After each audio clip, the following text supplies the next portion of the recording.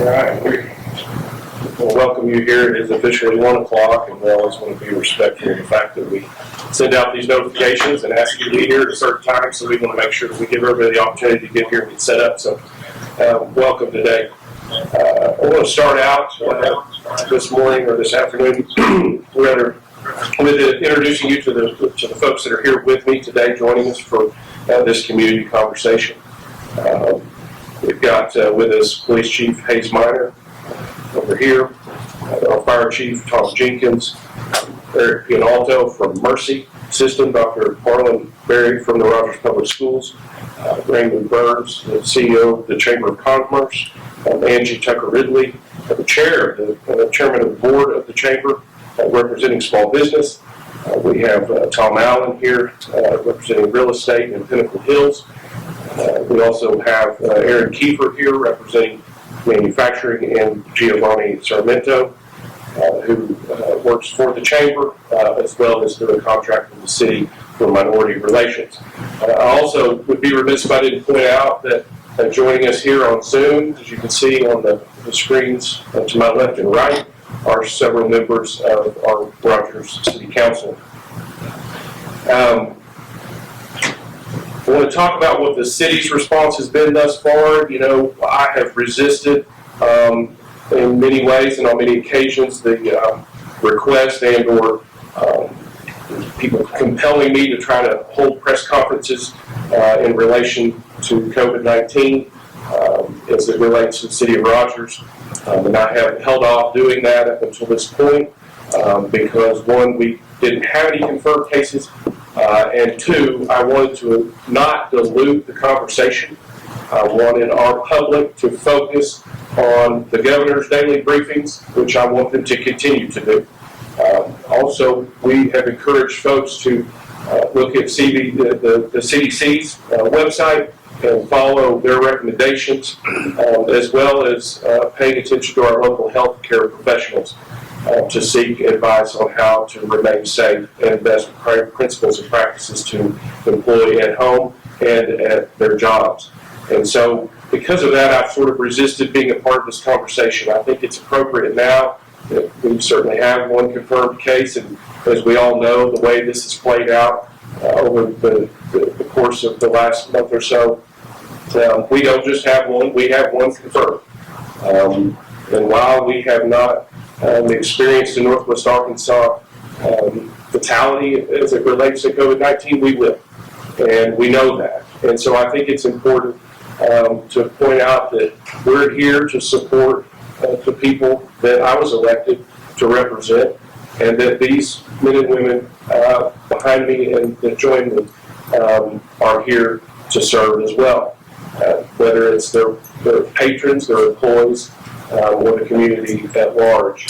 And so we want to send that combined message, and that is part of the purpose today, is not just to be informational, but also send that message out to the public that we are collaborating daily, multiple times a day, on the entire front that you see represented here. And so if we have the opportunity to instill just a bit of confidence in the folks that reside in our community, we want that to be clear today. We want that message to resonate, that whether or not we are collaborating and talking about how to respond to the health crisis that we have, we're also talking about what's it doing to our workforce and to the folks that have been laid off or will be laid off today, and that it affects our lives and our community and our economic status across the entire spectrum. And it's going to continue to do that. It's been disruptive, and it will continue to escalate. We're not anywhere near over this. But we also believe that there are some things that have happened and will happen, some known and some unknown, that will be positives going forward. And there will be ways for us to not only learn from this experience, but there will be ways for us to come together closer as a community because of it as well, and to return to a place where we understand that shared responsibility to each other. and that we're way more alike than we are different in many, many ways. And so I think those are sort of the emotional, compelling points of why I'm here today, standing before you, and why I've asked these thought leaders in our community to be here with me today to share some thoughts with you. As a technical side of the response from the city, we initially started by closing the Adult Wellness Center, which is a regionally purposed center. Just about 50% of the membership are citizens of the city limits of Rogers. So it's represented. We have folks that drive up here from Fayetteville to go to that center daily. We were experiencing on average between 1,000 and 1,200 people a day that use that center throughout the year. And after the COVID-19 recommendations from CDC came out, we didn't see much of a drop in that number. It was hovering around 900 to 1,000 a day. And so we determined that because that was, a collection point of many people that were all really, other than some employees, 50 or over, we decided to close that very early on. Shortly after that, it became apparent that it would be necessary for us to continue to ramp down and close public facilities. So the Rogers Public Library is closed, the building is closed, but the office is open. Our online services are open, and we have folks there to help people navigate the use of the library. The museum is also closed to the public. However, there are employees still there, still working, and still communicating with the public. The main lobby of the Rogers Water Utilities is closed, but the drive-through window has remained open and will continue to remain open, and business at the utility continues. Our district court, under the direction of the district judge, is closed for trials. We have also closed our playgrounds and our sports courts and fields within the city, encouraging folks to still stay, get outside, enjoy the trail system, enjoy open space, but the collection of folks at basketball courts, tennis courts, and things of that nature do not allow for respecting that social distancing, and so we have closed those facilities. And we have also closed many of the restroom facilities associated with those parks in order to further discourage the collection of people at those places. I also want to point out that we've watched over the course of the last few weeks, and not just in Arkansas, but in many cities across America, judges and county judges or administrators and mayors holding special meetings and getting appropriations for dollars to respond to COVID-19. I want to calm the fears of the people that live in the city of Rogers. And we adopted a budget in November of last year. It is appropriated, and those funds are at my disposal to use throughout the year. If there is in any way a need for additional funds as it relates to the next 60, 90, 120 throughout the rest of the year, we have the funds to do that, and we will do a cleanup ordinance at the end of the year. When I came into office in 2011, we had about $16 billion in reserves. Over the course of the last decade, we've been able to increase that reserve amount to about $42 million. So we are taken care of in Rogers, and we've done that intentionally. At the same time, we've been able to lower taxes and property taxes twice during that same period of time. So I want folks in Rogers to understand that we are well taken care of when it comes to the financial front. We've been very conservative. We continue to be conservative. Yes, this will impact sales tax collections. There's no doubt when you close down this many businesses and you ask folks to stay at home, that it will impact us financially. But we are well prepared to take care of that. Another point about that is that we always conservatively estimate what our sales tax projections are. And we also never spend all the money that's appropriated in our annual budget.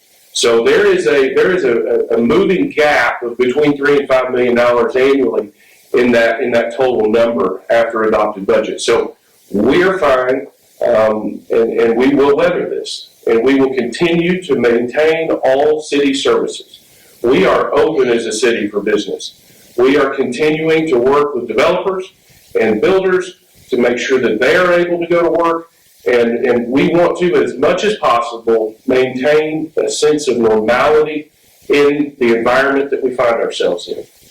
And that is in no way disregarding the recommendations that are set out by the CDC and the Arkansas Health Department about how we keep ourselves safe and how we keep our neighbors safe. I also want to point out that folks need to continue to monitor these resources. This is changing and evolving. I mean, we talked about, just some weeks ago, social distancing of 3 feet, and now we're at 6 feet. And so it's an evolving conversation on a national basis. And I want to encourage folks to don't look at guests on shows as the foremost authority on how to keep yourself safe. My suggestion, and I would almost tell you that if you're not reading the information, you're hearing someone talk to you about it, that it may not be the best information. So we want to encourage folks again to continue to monitor Arkansas Health Department website as well as the CDC website for updates on how to keep themselves and their neighbors and their families safe. I'm now going to briefly turn it over to our public safety officials to let them explain how we're responding as a community to this public health crisis, and then we'll move forward with other guest speakers as we continue on. We will certainly allow time for any questions at the conclusion of these remarks. So at this time, I want to turn it over to our police chief, Hines. Thank you, Mayor. Briefly, just want to address that RPD stands ready to respond to any emergencies as we have in the past. We have changed up our protocol a little bit in how we handle what I would consider loosely routine calls. Anything that is not in progress, is not a crime of violence, or does not require a significant amount of evidence collection is something that we're trying to take over the phone. We're going to continue that until health experts tell us otherwise, and that's done not only to protect our workforce for future emergencies, but also to make sure that we're not out in the community spreading anything around. As other law enforcement agencies and fire departments across Northwest Arkansas, you may see us in PPE. 6 weeks ago, no one knew what PPE stood for unless they were probably sitting with Chief Jenkins or IR, but I think everybody understands what that is now. Our dispatch is screening everybody that calls into Dispatch Center for police or fire, asking the routine questions that we were all asking when we came in here about travel, about exposures, about any kind of symptoms we might have. So I would urge anybody that needs either the Rogers Police Department or the Rogers Fire Department to please call first. That limits not only the caller's exposure, but it also keeps our facilities as locked down as we can get them right now. A quick note on closures, business closures, and RPD's role in that. The governor has authorized I think statute has also authorized the director of the Arkansas Department of Health to issue closures, quarantines, et cetera, during times of emergency such as we're in now. And the law does give local law enforcement the authority to enforce those closures. I think we've seen tremendous cooperation from the business community in Rogers to voluntarily follow those orders. We have had one call about a restaurant that did not close. When we responded and checked on that, it was a miscommunication as to where people were to wait whenever they were waiting on their takeout food. And finally, couple more things, rumors. My phone is absolutely lit up, probably like everybody else's, that Aunt Sally saw on Facebook that a friend of a friend of the neighbor from 3 doors down saw something. I'd encourage everyone to first check the website FEMA.gov, and it's Coronavirus Rumor Control. It's very easy to find if you Google it. And then just some general guidance on that. Don't believe everything that you read on social media. resist the urge to share that information. And if you find something credible on social media, double and triple check your facts with reliable websites or sources of information such as your local government, the CDC, the Arkansas Department of Health, and so on. And finally, public safety agencies across Northwest Arkansas have been inundated with requests to donate items. We are very much appreciative of that. We have worked with our friends at the Rogers Fire Department, as well as at the county emergency management level, Springdale, Fayetteville, and hope to have a regional collection point announced within the next day or two for people who just want to help. We've seen a lot of that with, whether it's donating things that they had on hand or creating their own masks. We've seen that all over the media with the people sewing masks. So that was about all I had, and I'll turn it over to Chief Jenkins.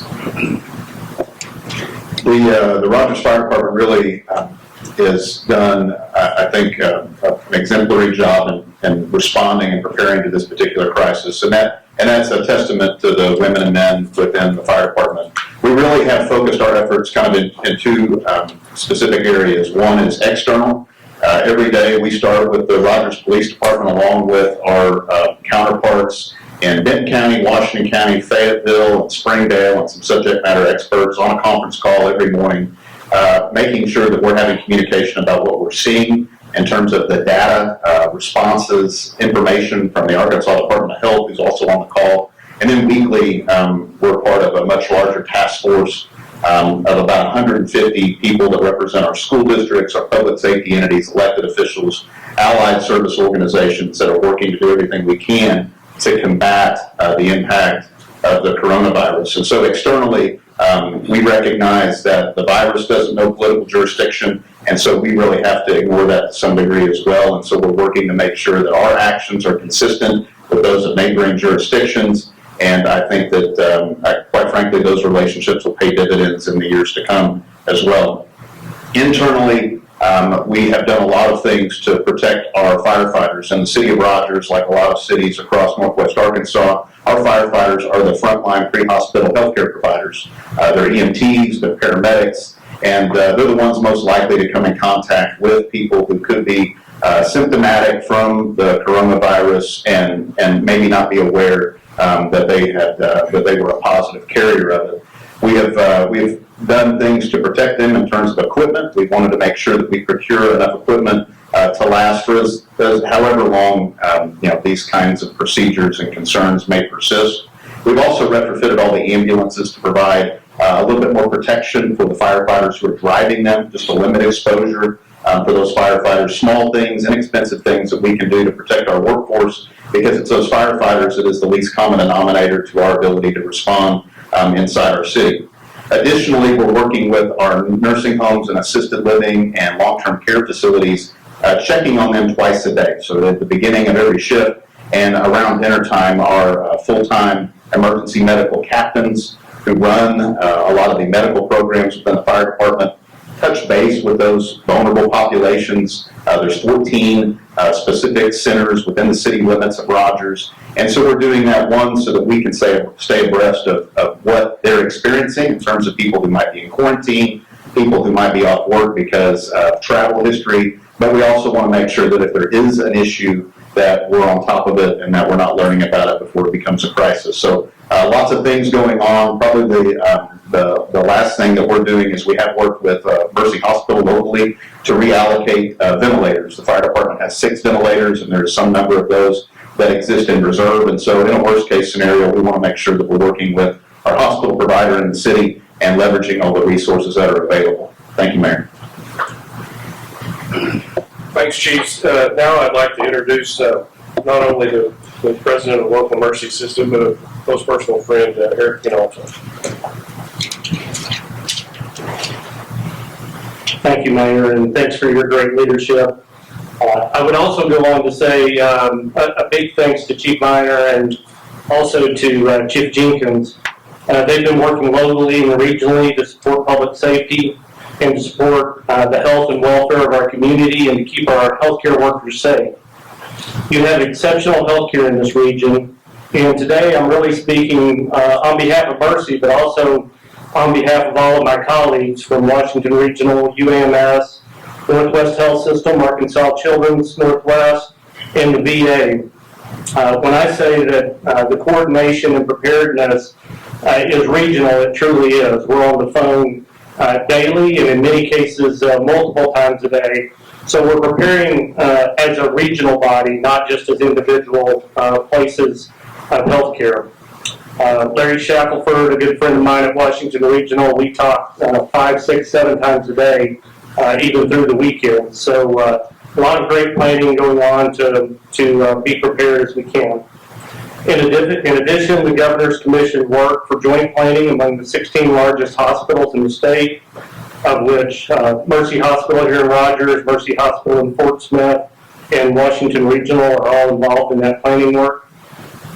As we watch the news and see what's happened in Italy, New York, even in California, as healthcare systems have been overwhelmed with the sickest of patients, I would say we've had the benefit of planning and that with great coordination regionally and as a state, we're as prepared as we can be. We also have the benefit of great leadership from the governor, local leadership to take proactive and appropriate measures to slow the spread of the virus. Social distancing is the best known method at this point, and you should take that seriously, not only for your own well-being, but also for the health of others, especially those that are frail or elderly. This doesn't mean that you have to sit at home, lock your doors and your windows, and lose contact with the outside world. This is a message of using caution and good judgment. Avoid large crowds where people are close together. Do your best to stay approximately 6 feet from others. The reason for this is that this is a contact illness, and not being close to others will help you not to pick the virus up as you touch others or come into contact with them. So I urge you to go about your lives as you can, but take the social distancing measures very seriously. I would also say that my friends that are business leaders on this stage will tell you that they need your support as you can. There are great and creative businesses who have developed ways for you to shop and receive food from restaurants and stores while also still remaining safe. There's probably never been a more important time to find ways to shop local and to support the businesses in your community. As a citizen of this community, what can you do? Practice good social distancing and common sense. Wash your hands, wash your hands, wash your hands. And while you're doing that, avoid touching your face, your nose, avoid contact with your hands and your face in any way. If you exhibit symptoms, stay home and avoid contacts with others, both in the community and your home. If you do exhibit the symptoms, contact your healthcare provider, either by phone or via online apps to be screened for symptoms and then to receive further instructions. If you have extreme symptoms such as fever, severe shortness of breath, or other symptoms, seek immediate care from your healthcare provider and contact your healthcare provider. Look to the experts for information and changes in recommendations. I think you've heard that as a common theme from all of us. Double check the information that you're getting. The governor's doing an exceptional job of communicating daily along with his expert physicians on his staff and the Arkansas Health Department. The CDC is another great location and pretty easily accessible data on their website. Listen to the physicians in your community. There are multiple ways that you can come in contact with your physicians via some of the applications or phone calls, but listen to your physicians. Look to reputable sources to get your information.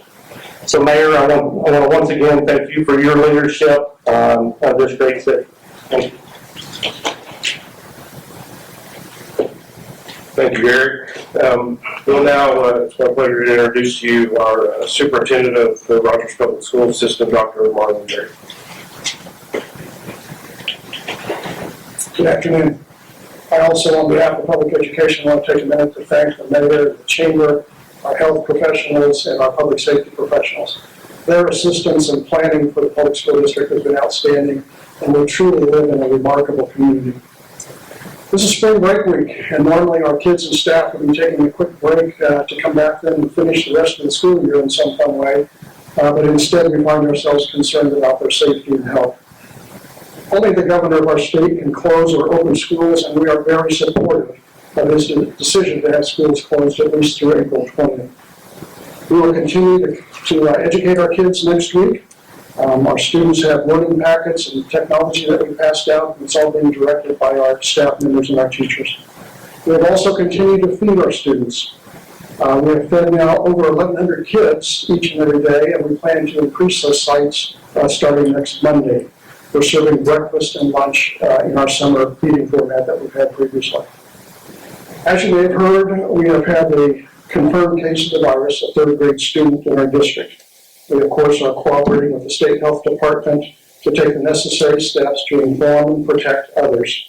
And we will continue our efforts to clean and sanitize all of our buildings in preparation for a potential return to school.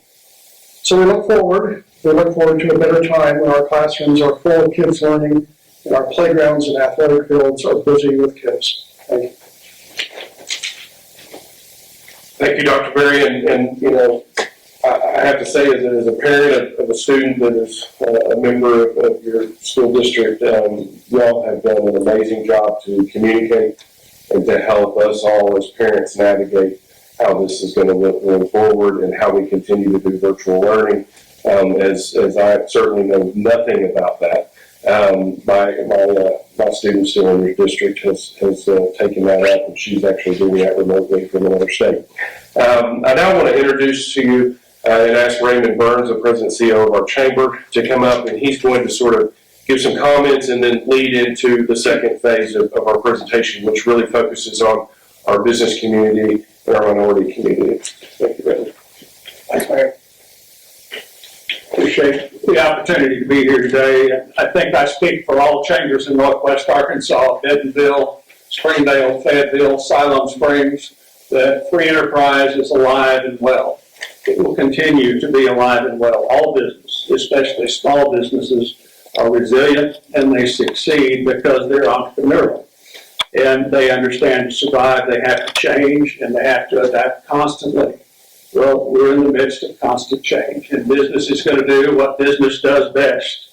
We're aware that many of our businesses are facing some very difficult decisions right now, overall uncertainty, and they have questions concerning the impact of COVID-19 and what's going to happen down the road.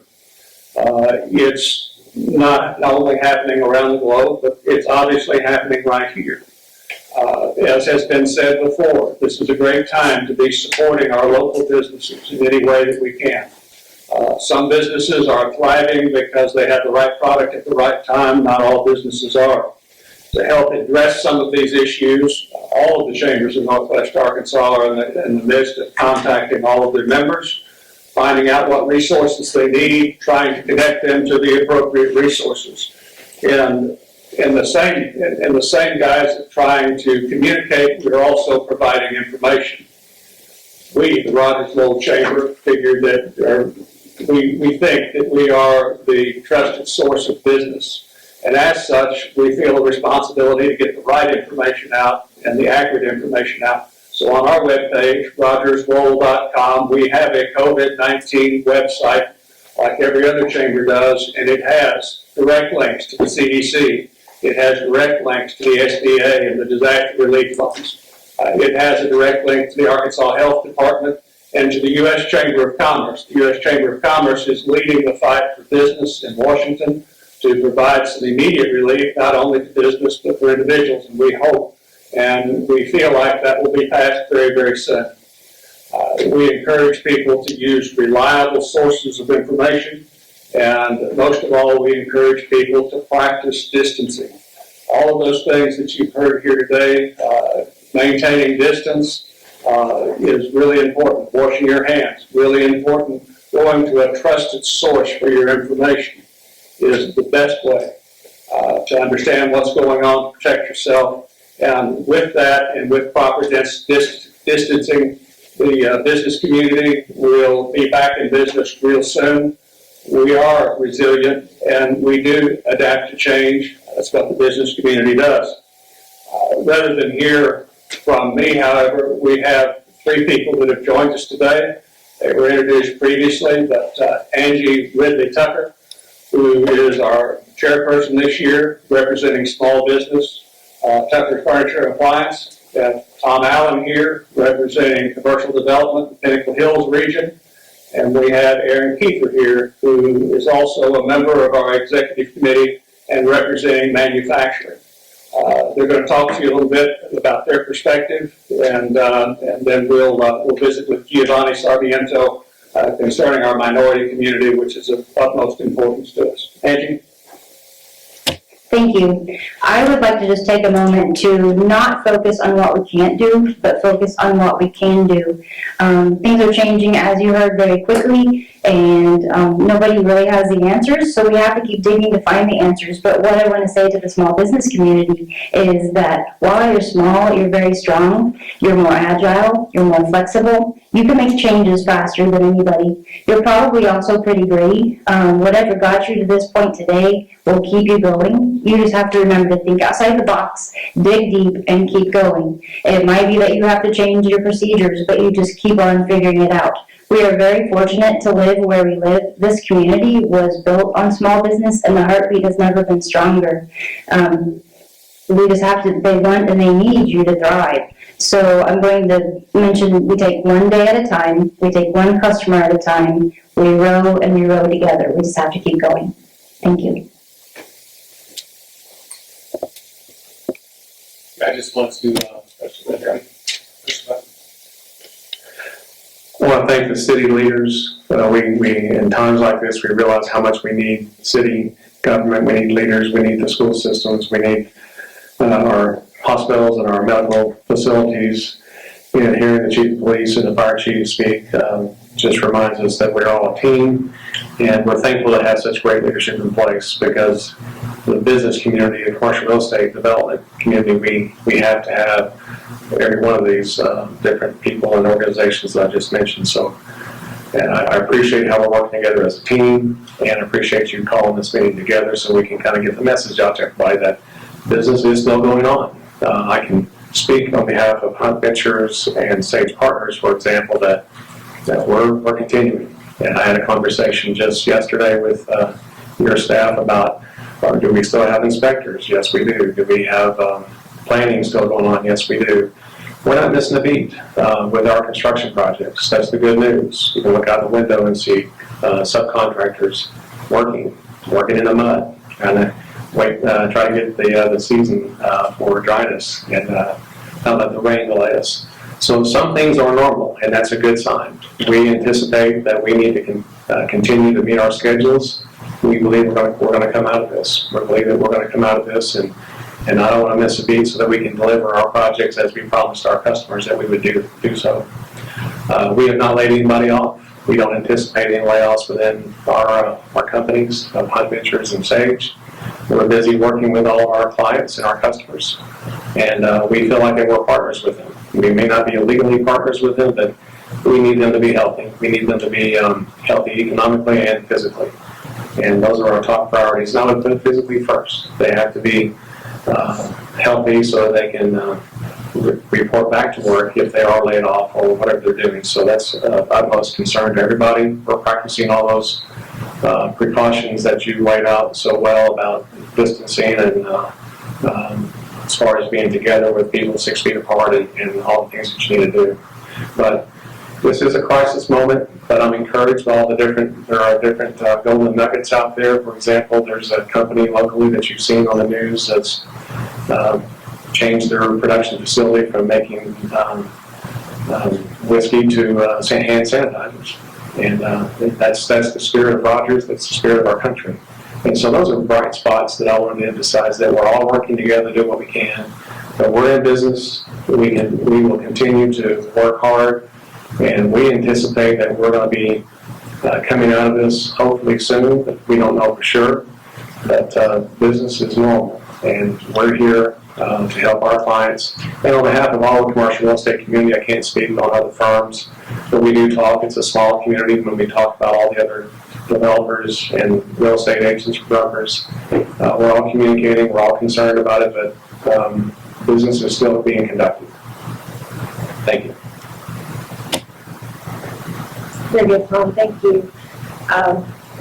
At Assemble Products Corporation, we don't represent the whole manufacturing community, but we are a part of it. And I want to encourage other manufacturers and riders who are still open for business or in the broader region to continue our operations safely. Thank you, Mayor Hines, for directing us back to the authorities and to the real source, which is Arkansas Department of Health, the CDC. We are following those guidelines. A couple of things that we've put into place: increased cleaning for disinfection. We put into place contactless delivery, receiving, and shipping. Social distancing, we're teaching our employees about that. And also what I'd like to point is workplace distancing. We've spaced out the offices and even personnel on our assembly lines to be 6 feet apart, at least insofar as we're able.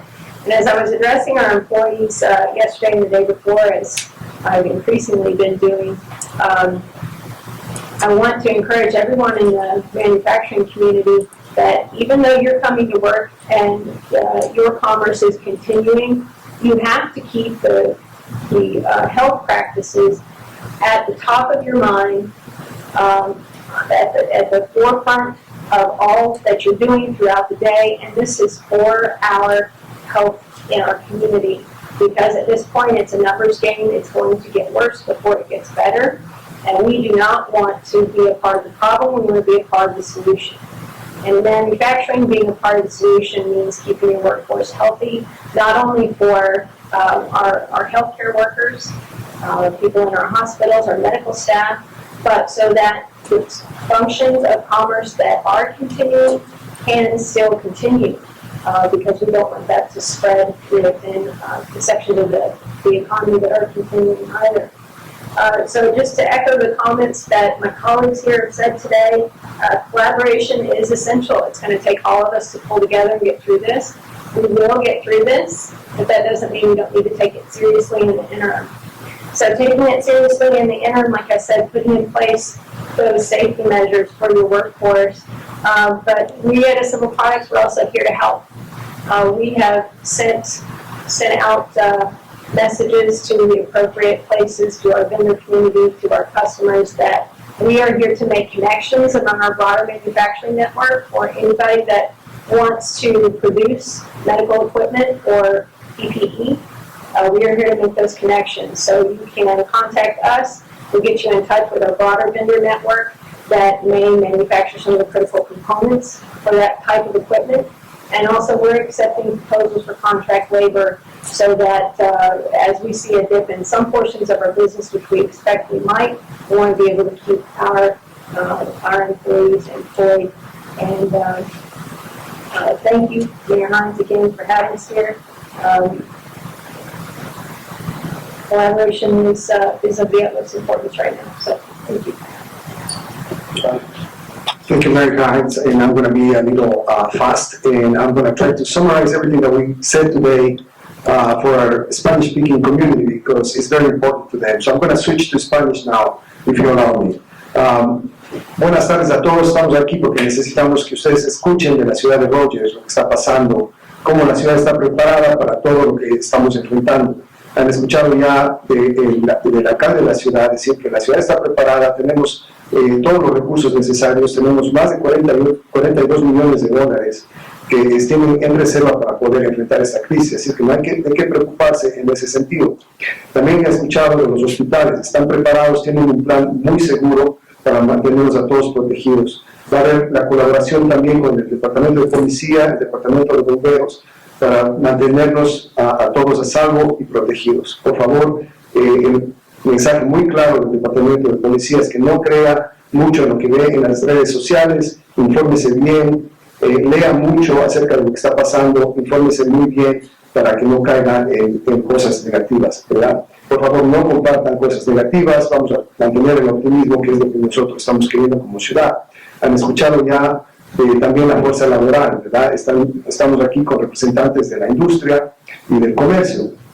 Se han tomado medidas, se han ajustado los planes, es lo que todos necesitamos hacer en cuanto a los dueños de los negocios, también en la comunidad hispana, ¿verdad? Tenemos que tener un plan, tenemos que ajustarnos a esta nueva realidad y seguir adelante, seguir trabajando y seguir saliendo adelante. El compromiso de la ciudad es mantenernos a todos protegidos y seguros, a todos, incluyendo individualmente a cada persona y a cada familia. Necesitamos que todos sigamos las recomendaciones del Departamento de Salud, sigamos las recomendaciones en cuanto a mantener la distancia y protegernos de esa manera. Está comprobado que esa es la mejor manera de prevenir el contagio, mantener la distancia, lavarnos bien las manos muchas veces al día y mantener nuevamente en lo que más se pueda en la casa. Eso no quiere decir que vamos a salir a disfrutar de este mismo clima, ¿verdad? Podemos salir en las bicicletas, podemos salir a los parques, pero nada más hagámoslo individualmente, manteniendo realmente, como digo, la distancia requerida. Síganse informando, sigan las excelentes comunicaciones que salen del gobierno, las excelentes comunicaciones que salen de aquí del gobierno estatal y de aquí de su ciudad. Queremos que toda la gente esté informada, por eso es lo que estamos haciendo este esfuerzo. Gracias a todos ustedes. Vamos a salir adelante, esto es temporal, recuerden, esto va a pasar y todos vamos a salir triunfantes y tenemos que estar listos para lo que viene. Thank you, Mayor. Thank you, Gio. And I want to underscore one thing before I kind of wrap this up and open up for questions, and that is that Dr. Berry made a very good point, one that is somewhat been misunderstood, I think, on many fronts, and that is with respect to closures of both schools as well as businesses. There's been a mixed message in some cases in the state about who has the authority to do those things, and rest assured that state law is very, very clear on the matter, that the governor is the only one that has the authority to close businesses, the sectors of business, and schools.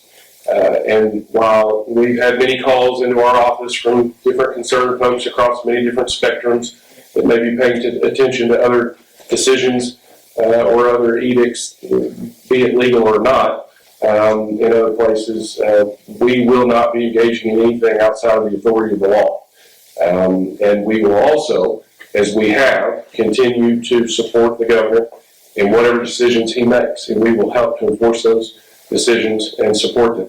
I also want to say and echo, I believe Eric was the one that mentioned the great response from our governor's office.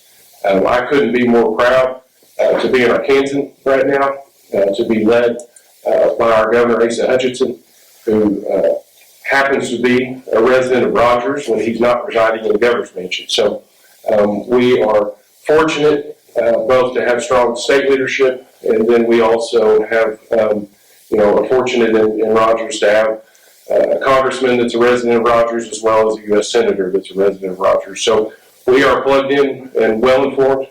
We continue to operate collectively. I think if anything you saw up here today is that, there's no one source or one entity sort of navigating and leading this conversation in Rogers. It's a collective conversation, which is how it's always been in this community and how it will continue to be. So with that, I would open up questions from members of the press for anyone, myself or any one of the panel members that are here right now. Regarding the student at Tucker Elementary, is there going to be any focus of resources on the other students or teachers there as far as testing goes, or? So I can let Dr. Berry speak about that. He's probably the foremost in the middle of that conversation. I have an answer, but I'll let you take that.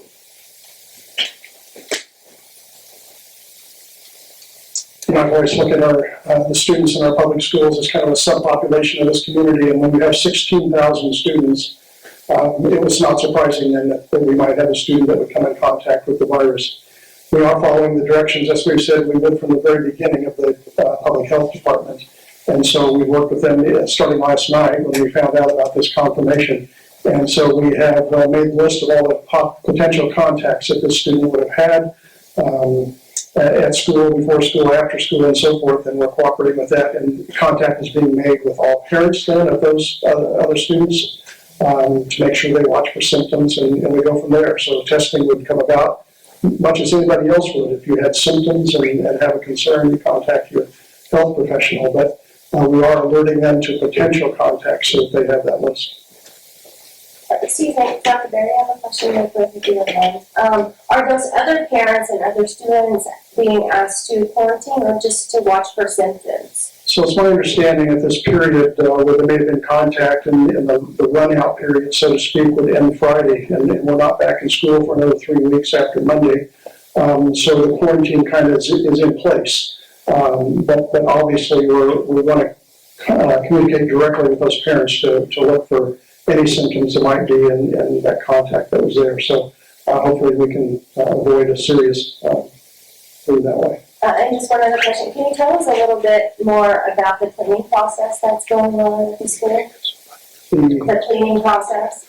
So we have wonderful people that work for us and continue to do this, even though our buildings are empty now. It's a wonderful opportunity, and I think that was part of, obviously, the decision of the governor to have a step back. Not only people be quarantined at home in terms of not attending school, but that we can clean the schools very well. So we are using atomizers in classes that spread throughout the classroom and land on every surface. That's part of it, just along with deep cleaning. We've done this to our buses, to everything that kids would have touched. So that cleaning goes on. But we want to make sure, again, obviously, that it's very clean before our potential return. Excuse me. Do you know when and where the student came in contact with someone with virus? I'm not aware of the specifics of that. Again, a parent first noticed the symptoms, obviously, followed the procedures that you would for anybody in our community, and then was tested and confirmed. How are all the other parents and families in the district notified after that one positive?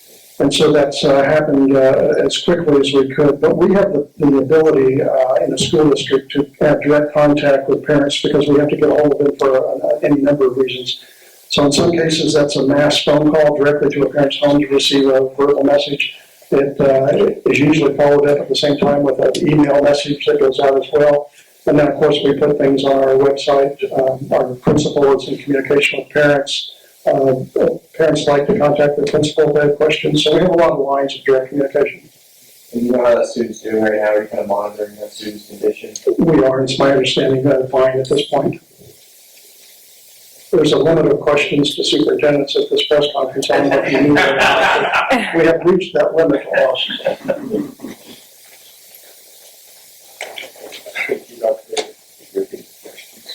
Any other questions?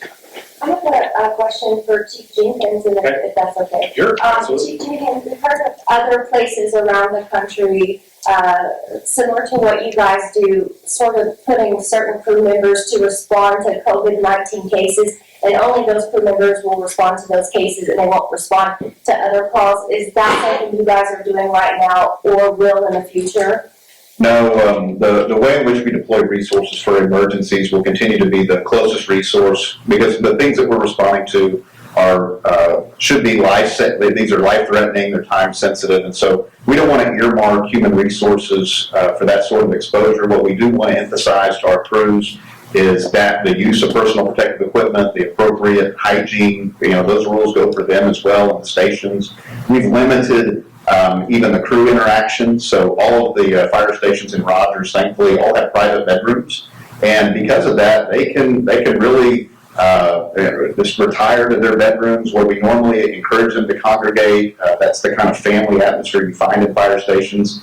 We're kind of set up in the city through our investment in, those buildings that we can keep them confined in case we were to have somebody come down with the virus. We do have people that are exposed to potentials day in and day out. Thankfully, all those exposures have proven to be negatives at time of test. And so we want as much as possible to continue to deploy resources. There's still buildings that catch fire and cars that wreck. And we're just as likely to come in contact with somebody who has the coronavirus in those normal circumstances as we are with those people who have upper respiratory symptoms and think that they might have it. And so we just have the precautions laid out there. We're emphasizing the use of equipment. And I think with the intelligent women and men on the fire department, we'll be able to see a success story there. Well, and I would echo and add that, the information that our first responders use to go to calls is only as good as what our dispatchers are able to get out of people calling us. And so to try to put a percentage of positive potential COVID exposure would be almost foolish and limited to direct that to a certain personnel, and then, of course, who wants to sign up for that gig? Give my second thought on that.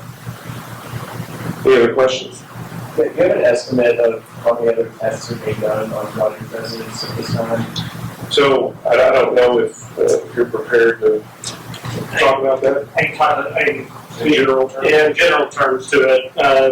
There are screening centers throughout Northwest Arkansas. You've all seen them on your news stations. And there's access to that information on websites and many others for people to go through. I think in general, we're seeing 40 to 50 patients screened per day through our screening center at times. I think that's pretty similar from what I've been hearing at statistics for others that are doing testing.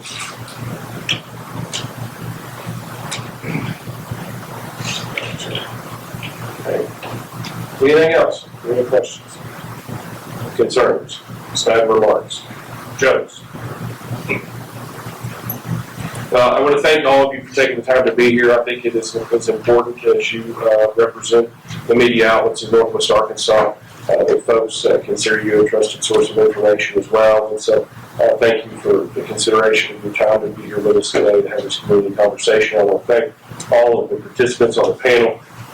They're all colleagues and dear friends, and they represent a very wide cross-section of this community. And I hope that in some way you're able to frame the coverage of this story to be a theme that Rogers is open for business, but Rogers is respectful of the CDC's recommendations, the governor's health department recommendations, and that we will continue to monitor this daily and hourly as it needs to be. So thanks again. Be safe.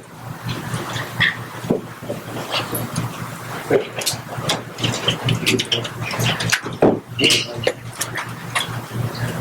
you.